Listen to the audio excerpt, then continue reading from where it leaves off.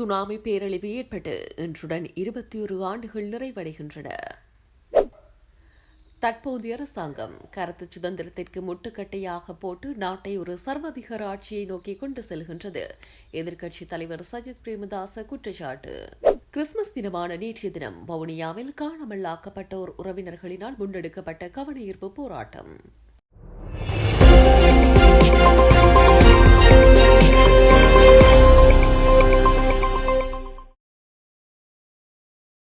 Tsunami பேரழிவு ஏற்பட்டு இன்றுடன் 21 ஆண்டுகள் நிறைவடைகின்றன. 2004ஆம் ஆண்டு டிசம்பர் மாதம் 26ஆம் தேதி இந்தோனேசியாவின் வடக்கு சுமத்ரா தீவுகளுக்கு அருகில் ஏற்பட்ட சக்தி வாய்ந்த நிலநடுக்கத்தை தொடர்ந்து இலங்கை உள்ளிட்ட பல நாடுகளில் பாரிய சுனாமி அனர்த்தம் ஏற்பட்டது. இதனால் இலங்கையில் 35,000க்கும் மேற்பட்டோர் உயிரிழந்துள்ளதுடன் சுமார் 5,000 பேர் வரையில் காணாமல் போயிருந்தனர். மேலும் பெருமளவிலான சொத்துக்களும் அழிவடைந்திருந்தன. சுனாமி பேரழிவினால் உயிரிழந்தவர்களை நினைவு கூறும் வகையில் 2005ஆம் ஆண்டு முதல் ஒவ்வொரு ஆண்டும் டிசம்பர் 26ஆம் தேதி தேசிய பாதுகாப்பு தினமாக பெயரிடப்பட்டு நினைவேந்தல் நிகழ்வுகள் நடத்தப்பட்டு வருகின்றன. இந்த ஆண்டு தேசிய பாதுகாப்பு தின பிரதான நிகழ்வு இன்று காலை பெரலிய சுனாமி நினைவு தூவிக்கு அருகில் நடைபெறவுள்ளது. இன்றைய தேசிய பாதுகாப்பு தினத்தில் சுனாமி பேரழிவினால் மாத்திரமின்றி ஏனைய அனர்த்தங்களினாலும் உயிரிழந்தவர்களும் நினைவு கூறப்பட்டுள்ளதுடன் மாவட்ட ரீதியாக பல்வேறு சர்வமத வழிபாட்டு நிகழ்வுகளும் ஏற்பாடு செய்யப்பட்டுள்ளதாக அனர்த்த முகாமைத்துவ மத்திய நிலையம் தெரிவித்துள்ளது. அத்துடன் அனர்த்தங்களில் உயிரிழந்தவர்களை நினைவு கூறும் வகையில் இன்று காலை 9:25 மணி முதல் 9:27 மணி வரை 2 நிமிட மௌன அஞ்சலி செலுத்துமாறு அனர்த்த முகாமைத்துவ மத்திய நிலையம் பொது மக்களிடம் கேட்டுக் கொண்டுள்ளது. தற்போதைய அரசாங்கம் கருத்து சுதந்திரத்தை முட்டுக்கட்டை இட்டு நாட்டை ஒரு சர்வாதிகார ஆட்சியை நோக்கி கொண்டு செல்ல முயற்சிப்பதாக எதிர்க்கட்சித் தலைவர் சஜித் பிரேமதாச குற்றம் சாட்டியுள்ளார். ஊடக சுதந்திரம் மீதான அரசாங்கத்தின் அழுத்தம் குறித்து இன்று விசேட அறிவிப்பொன்றை வெளியிட்டு அவர் இந்த விடயத்தை தெரிவித்துள்ளார். ஒரு ஜனநாயக நாட்டின் 4 முக்கிய தூண்களாக சட்டவாக்கம், நிறைவேற்றதிகாரம், நீதித்துறை மற்றும் ஊடகம் ஆகியவை விளங்குகின்றன. ஆனால் தற்போதைய அரசாங்கம் காவல்துறையை கருவியாக பயன்படுத்தி மக்களின் ஜனநாயக உரிமையையும் காவல்துறையில் பணிபுரியும் அதிகாரிகளின் உரிமைகளையும் மீறி வருவதாக அவர் குறிப்பிட்டுள்ளார். நாட்டின் உண்மையான தகவல்களை அறிந்து கொள்ளும் மக்களின் உரிமையை பறித்து ஒரு காவல்துறை அரசை உருவாக்க அரசாங்கம் முயற்சிக்கிறது. சுதந்திர ஊடகங்கள் தங்களின் கருத்துக்களை ஆதாரங்களுடன் முன்வைத்தாலும் அதை தடுத்து ஊடகங்களை ஒடுக்க காவல்துறையை பயன்படுத்துவது ஜனநாயகத்திற்கு எதிரானது என சஜித் பிரேமதாச தெரிவித்துள்ளார். மக்களின் ஆணை சர்வாதிகாரத்திற்கானது அல்ல. மக்களின் அமைதியான பெரும்பான்மையினரின் குரலாக சுதந்திர ஊடகங்கள் விளங்குகின்றன. அவற்றை ஒடுக்குவது என்பது சர்வாதிகார ஆட்சிக்கு வழிவகுக்கும் செயலாகும். மக்கள் இந்த அரசாங்கத்துக்கு வழங்கிய ஆணை சர்வாதிகாரத்தை நிலைநாட்டவோ அல்லது ஒரு காவல்துறை அரசை உருவாக்கவோ வழங்கப்பட்டதே அல்ல என்பதை அவர் சுட்டிக்காட்டினார். அரசாங்கம் காவல்துறையின் சுதந்திரமான செயற்பாடுகளில் தலையிடுவதனால் அதிகாரிகளால் நடுநிலையாக பணியாற்ற முடியாத சூழல் ஏற்பட்டுள்ளது. அரசியல் தலையீடுகளின்றி பணியாற்றும் உரிமை காவல்துறையினருக்கு மறுக்கப்படுவதாகவும் அவர் குற்றம் சாட்டியுள்ளார். உண்மை தகவல்களை வெளிப்படுத்தும் ஊடகங்களின் உரிமை பறிக்கப்படுவது 220 லட்சம் மக்களின் உரிமையை மீறுவதற்கு சமமாகும். தற்போது உள்ளூராட்சி மன்றங்களின் பாதீட்டு வாக்கெடுப்புகளிலும் அரசாங்கத்தின் சர்வாதிகார தலையீடுகள் காணப்படுவதாகவும் குறிப்பாக நீர்கொழும்பு மற்றும் ஹொரன் ஆகிய பகுதிகளில் இத்தகைய சம்பவங்கள் இடம்பெற்றுள்ளதாகவும் அவர் தெரிவித்துள்ளார். கிறிஸ்துமஸ் தினமான நேற்றைய தினம் வவுனியாவில் காணாமல் ஆக்கப்பட்டோரின் உறவினர்கள் கவனஈர்ப்பு போராட்டம் ஒன்றினை மேற்கொண்டிருந்தனர். வவுனியா பிரதான தபாலகத்திற்கு அருகாமையில் போராட்டத்தில் ஈடுபட்ட அவர்கள் இந்த கிறிஸ்துமஸ் தினத்தில் சர்வதேசத்திற்கு ஒரு செய்தியை கூறுவதாக தெரிவித்து கவனஈர்ப்பு போராட்டத்தில் ஈடுபட்டிருந்தனர். இதன்போது வடக்கு கிழக்கில் வலிந்து காணாமல் ஆக்கப்பட்டோரின் உறவினர்களது சங்கத்தின் செயலாளர் ராஜ்குமார் கருத்து தெரிவிக்கையில், இந்த கிறிஸ்துமஸ் தினத்தில் அனைத்து தமிழர்களிடமும் ஒரு பணிவான அல்லது ஆனால் தெளிவான வேண்டுகோளை முன்வைக்கின்றோம். எமது மண்ணில் உள்ள எமது உண்மையான வரலாற்றை கற்றுக்கொள்வோம். எமது இளம் தலைமுறையினருக்கு அதை கற்பிப்போம். சிங்கள இன அடையாளம் உருவெடுப்பதற்காக முன்பே இந்த தீவில் தமிழர்கள் வாழ்ந்தனர். இந்த தீவு தமிழ்நாட்டுடன் இணைந்த தமிழகம் என்ற பரந்த நாகரிக பரப்பின் ஒரு பகுதியாக இருந்தது. சங்ககாலம் முதல் சைவ தமிழர்களும் தமிழ் புத்தர்களும் இந்த தீவின் நாகரிக வளர்ச்சியில் முக்கிய பங்கு வகித்தனர்.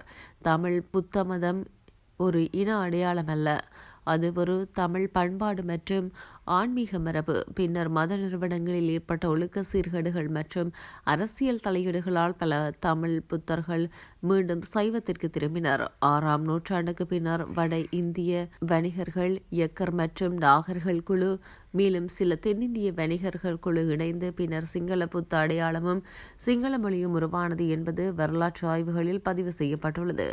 இன்று தமிழ் தாயகத்தில் காணப்படும் இந்த புத்த சின்னங்களும் சிங்கள புத்த மதத்திலிருந்து தோன்றியவை அல்ல. அவை அனைத்தும் பண்டைய தமிழ் புத்த மரபின் மீதமுள்ள சாட்சிகள். கந்தரோடை சிறிய விகாரை இதற்கான தெளிவான எடுத்துக்காட்டாகும். போர்த்துகீசர்களின் வரும் வரை இந்த தீவின் வடகிழக்கு பகுதி தமிழர் அரசர்களின் ஆட்சியில் இருந்தது. சங்கிலியன் மன்னனின் ஆட்சி இதற்கான வரலாற்று சாட்சி. வரலாற்றில் சட்ட ரீதியாகவும் இந்த நிலம் தமிழர்களுக்கு சொந்தமானது. வவுனியா காணாமல் ஆக்கப்பட்ட தமிழ் குழந்தைகளின் தாய்மார்கள் மற்றும் குடும்பங்கள் ஏனியன் நெடுஞ்சாலையில் வவுனியா நீதிமன்றத்துக்கு அருகிலுள்ள சாலியோர வன்னி பந்தலில் எங்கள் அமைதியான போராட்டத்தை தொடர்ந்து நடத்தி வருகின்றோம். 2025 டிசம்பர் 25 கிறிஸ்துமஸ் தினமன்று எங்கள் போராட்டம் 3231 நாட்களை எட்டுகின்றது. எங்கள் குரல் எங்கள் அன்பான குழந்தைகள் திரும்பி வர வேண்டும் என்பதற்காக மட்டுமல்ல, எதிர்காலத்தில் எந்த தமிழ் குழந்தையும் இதே துயரை கண்டுகொள்ளக்கூடாது என்பதற்காகவும் குறிப்பிடப்பட்டிருக்கிறது. நாங்கள் தினமும் துக்கத்துடன் மட்டுமல்ல உறுதியுடனும் கூறுகின்றோம். நீதி கோருவதற்காகவும் தமிழ் இறையாண்மைக்கு சர்வதேச ஆதரவை கோருவதாகவும் எதிர்கால இன அழிப்பு மற்றும் அழிவுகளில் இருந்து எமது மக்களை பாதுகாப்பதற்காகவும் நாங்கள் இங்கு நிற்கின்றோம்.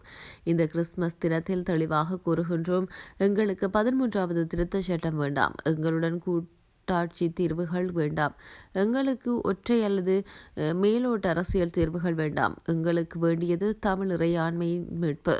எமது வரலாற்றை எமது பிள்ளைகளுக்கு கற்பிப்போம். சட்டபூர்வமான மற்றும் நியாயமான வழிகளில் நீதி வேண்டும். எமது நிலத்தின் அதன் உண்மையான உரிமையாளர்களான தமிழர்களிடம் மீண்டும் கொண்டு வருவோம். உண்மை அளிக்கப்படக்கூடாது, நீதி தாமதிக்கப்படக்கூடாது, தமிழர் தாயகம் மறுக்கப்படக்கூடாது என தெரிவித்துள்ளார். மட்டக்களப்பு புனித மரியாள் பேராலயத்தில் கடந்த 2005ஆம் ஆண்டு கிறிஸ்துமஸ் நள்ளிரவு ஆராதனையில் ஈடுபட்டிருந்த போது படுகொலை செய்யப்பட்ட தமிழ் தேசிய கூட்டமைப்பின் முன்னாள் நாடாளுமன்ற உறுப்பினர் மாமனிதர் யோசப் பரராஜசிங்கத்தின் 20வது ஆண்டு நினைவேந்தல் நிகழ்வு நேற்றைய தினம் பிற்பகல் மட்டக்களப்பில் நடைபெற்றது.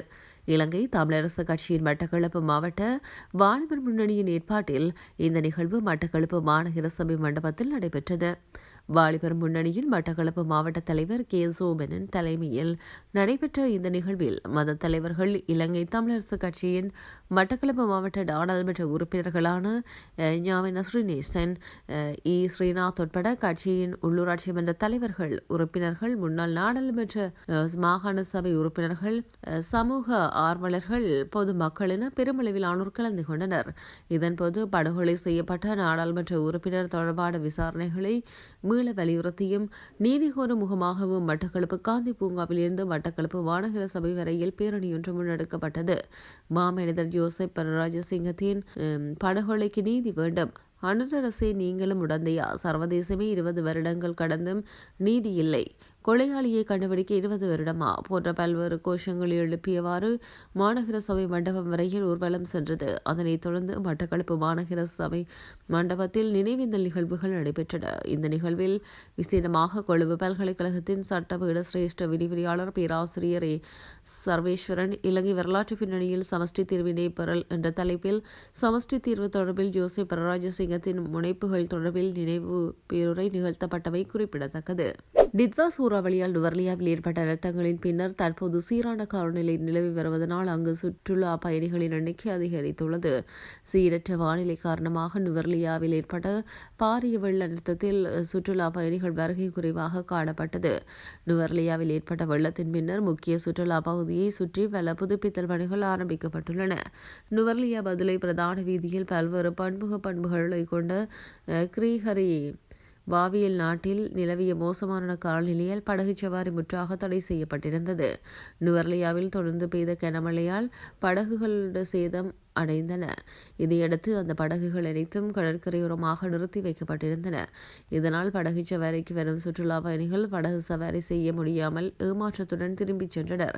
தற்போது சீரான காலநிலை நிலவி வருவதால் பழுதடைந்த படகுகள் அனைத்தும் சீரமைக்கப்பட்டதை அடுத்து 20 நாட்களுக்கு பின்னர் மெதுவாக படகு சவாரி மீண்டும் தொடங்கியுள்ளனர். இதனால் ஏராளமான சுற்றுலா பயணிகள் படகு சவாரி செய்து மகிழ்ந்ததை காண முடிந்தது. நுவர்லியாவில் வானிலை தொடர்பான சிறு போக்குவரத்து இடையூறு உள்ள போதிலும் நத்தார் பண்டிகை விடுமுறை மற்றும் புத்தாண்டு விடுமுறை என்பதால் நுவர்லியாவிற்கு அதிக எண்ணிக்கையிலான சுற்றுலா பயணிகள் வருகை தந்துள்ளனர். குறிப்பாக கடந்த 3 நாட்களாக நுவர்லியாவில் வெயில், சாரல், மழை, பனிப்பொழிவு ஆகிய காலநிலை நிலவி வருகிறது. இது மாறுபட்ட காலநிலை சுற்றுலா பயணிகளை வெகுவாக கவர்ந்துள்ளது. டித்வா சூறாவளியில் ஏற்பட்ட மழையினை தொடர்ந்து கண்டி மாவட்டத்தில் கசலக்க நகரை ஒட்டியுள்ள பமுனுமர பிரதேசத்தின் 5 கிராமங்களை அரசாங்கம் உடனடியாக அமலுக்கு வரும் வகையில் ஆளிடமாற்றமற்ற விடயங்களாக அறிவித்துள்ளது. மண்சரிவு காரணமாக இந்த பகுதியில் நிலம் சுமார் 40 அடி ஆழம் வரை உள்வாங்கியுள்ளதால் மனித குடியேற்றங்களுக்கு இவை பாதுகாப்பற்றவை என குறிப்பிட்டு இந்த முடிவு எடுக்கப்பட்டுள்ளதாக கண்டி மாவட்ட அனர்த்த முகாமைத்துவ குழுவின் உதவி பணிப்பாளர் எல்ஏகே ரணவீர தெரிவித்தார். உதத்தாவ, நெலுமெல, கலநக, மெத கிளை மற்றும் உடகல் தெபக்காவ ஆகிய கிராமங்களில் இவ்வாறு தடை செய்யப்பட்ட வலயங்களாக அறிவிக்கப்பட்டுள்ளன. இதில் உத்தாவத கிராமத்தில் மாத்திரம் 12க்கு மேற்பட்ட வீடுகள் மண்ணோடு மண்ணாக புதையுண்டுள்ளதுடன் இதுவரை 26 பேரின் உடலங்கள் மீட்கப்பட்டுள்ளன. எனினும் பெருமளவிலான உடல்கள் 30 முதல் 40 அடி ஆழத்தில் சிக்கியிருக்கலாம் என நம்பப்படுவதால் காணாமல் போனவர்களின் எண்ணிக்கையை துல்லியமாக உறுதிப்படுத்த முடியவில்லை என அதிகாரிகள் தெரிவித்தனர். தற்போது நிலவும் பாதுகாப்பு அச்சுறுத்தல் காரணமாக மீட்பு பணிகள் தற்காலிகமாக நிலைநிறுத்தி வைக்கப்பட்டுள்ளன. இதற்கிடையில் தேசிய கட்டட ஆராய்ச்சி நிறுவனத்தின் பணிப்பாளர் நாயகம் கலாநிதி ஆசிரி கருணாவர்த்தன கருத்து தெரிவிக்கையில், அதிக அபாயமுள்ளதாக கண்டறியப்பட்ட இந்த பகுதிகளில் மீண்டும் மக்கள் குடியேற அனுமதிக்கப்பட மாட்டார்கள் என்றும் அவர்கள் பாதுகாப்பான இடங்களில் மேல்குடியேற்றப்படுவார்கள் என்றும் குறிப்பிட்டார். தற்போது 3 அடி தொழில்நுட்பத்தை பயன்படுத்தி எதிர்கால மண்சரிவு அபாயங்களை மதிப்பிடும் பணிகள் முன்னெடுக்கப்பட்டு வருகின்றன. மொரட்டுவ பல்கலைக்கழகத்தின் சிரேஷ்ட பேராசிரியர் ரங்கிஹா ஹல்வத்ருவர தலைமையில் குழுவினர் ஜங்கல மலைப்பகுதியில் நடத்திய ஆய்வில் சட்டவிரோத புதையல் வேட்டைக்காக அங்கு ரசாயனங்கள் பயன்படுத்தப்பட்டதும் பாறைகள் துளையிடப்பட்டதும் கண்டறியப்பட்டுள்ளது. இவ்வாறான நடவடிக்கைகளால் ஏற்பட்ட பலத்த அதிர்வலைகள் மலையின் கட்டமைப்பை பலவீனப்படுத்தியதே இந்த பாரம்பரிய மண் சரிவுக்கு முக்கிய காரணமாக இருக்கலாம் என சந்தேகிக்கப்படுகிறது. இது தொடர்பாக விரிவான அறிக்கை மினிப்பிய பிரதேச செயலாளரிடம் ஒப்படைக்கப்பட்டுள்ளது. தெற்கல்ல பெலியத் வீதியின் ஹதப்பாங்கொடல்ல பிரதேசத்தில் டிப்பர் ரக வாகனம் ஒன்றும் பேருந்து ஒன்றும் நேருக்கு நேர் மோதி விபத்துக்குள்ளாகியுள்ளன. வீரஹெட்டிய பிரதேசத்தில் இருந்து மாத்தறை நோக்கி பயணித்த தனியார் பேருந்து ஒன்றும் மாத்தறையிலிருந்து பெலியத்து நோக்கி பயணித்த டிப்பர் ரக வாகனம் ஒன்றும் ஒன்றோடு ஒன்று மோதியதிலேயே இந்த விபத்து நேர்ந்துள்ளது. இந்த விபத்தில் சுமார் 30 பேர் காயமடைந்து வைத்தியசாலையில் அனுமதிக்கப்பட்டுள்ளதாக தெரிவிக்கப்படுகிறது. சம்பவம் தொடர்பில் பெலியத்து போலீசார் மேலதிக விசாரணைகளை முன்னெடுத்து வருகின்றனர். சுனாமி பேரழிவு ஏற்பட்டு இன்றுடன் 21 ஆண்டுகள் நிறைவடைகின்றன. தற்போதைய அரசாங்கம் கருத்து சுதந்திரத்திற்கு முட்டுக்கட்டையாக போட்டு நாட்டை ஒரு சர்வாதிகார ஆட்சியை நோக்கி கொண்டு செல்கின்றது. எதிர்க்கட்சித் தலைவர் சஜித் பிரேமதாச குற்றச்சாட்டு. கிறிஸ்துமஸ் தினமான நேற்றைய தினம் வவுனியாவில் காணாமல் ஆக்கப்பட்டோர் உறவினர்களினால் முன்னெடுக்கப்பட்ட கவனஈர்ப்பு போராட்டம்.